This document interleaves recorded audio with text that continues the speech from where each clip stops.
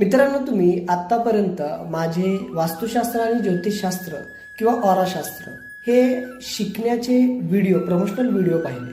पण मला असं जाणवलं की बऱ्याच लोकांना या गूढशास्त्राबद्दल अनेक प्रश्न असतात आणि ज्या प्रश्नांना जर आपण उत्तरं दिली तर या गूढशास्त्रातील वास्तुशास्त्र असेल, ज्योतिषशास्त्र असेल किंवा न्यूमरॉलॉजी असेल, तर या गोष्टीबद्दल, या शास्त्राबद्दल एक खूप चांगलं नॉलेज मिळू शकतं. कारण मित्रांनो, लक्षात ठेवा, आपल्या भारतामध्ये ही जी गूढशास्त्र तयार झालेली आहेत, या गूढशास्त्रामागे फार मोठं विज्ञान आहे. म्हणजेच ही गूढशास्त्र आपण वैज्ञानिक पद्धतीनं जर पाहिली, त्यांचा विचार केला, तर याचा वापर आपण आपल्या जीवनामध्ये खूप चांगल्या पद्धतीने करू शकतो. आणि याविषयीच तुमच्या मनातल्या प्रश्नांना उत्तर देण्यासाठी मी आजपासून एक एज्युकेशनल आणि इन्फॉर्मेटिव्ह व्हिडिओ तयार करतोय. तर यासाठी तुम्ही मला फॉलो करा.